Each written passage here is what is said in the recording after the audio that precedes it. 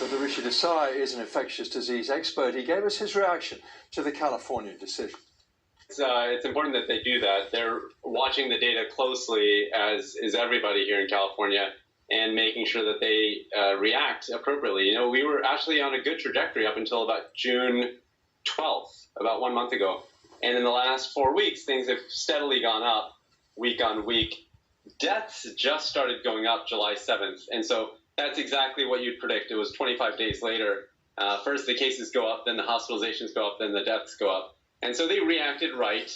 They are starting to shut things down. And I want people to realize that because of this time lag, of course, you're not going to see hospitalizations and deaths go down tomorrow, but it will have an effect in 2 to 4 weeks from now because of that time lag.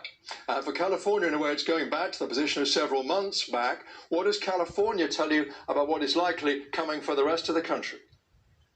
Well, what is likely if governors do the right thing. So I think many governors are doing the wrong thing by delaying this and kind of waiting it out or taking a head in the sand approach. I think what California is doing is right. They reacted to the data. I wish that they had reacted even quicker, to be perfectly honest. But I think most of the country is going to have to recognize that as hospitals and deaths start going up, we have to start rolling things back. That means mandating masks. We have to do that. That has to be done at the federal level. And it has to be enforced. We have to make sure that people are actually wearing masks. And we have to balance that against our economy and see if we can't open up parts of the economy with masks enforced. And if we do that, we know we can dramatically get on top of this.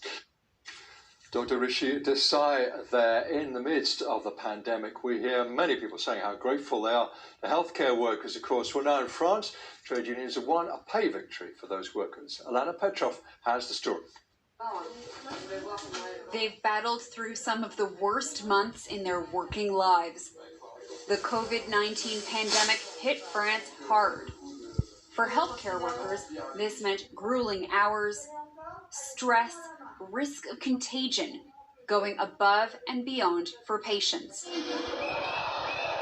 This ultimately led to pay protests, noise in the streets, flags flying, and now the politicians have stepped in.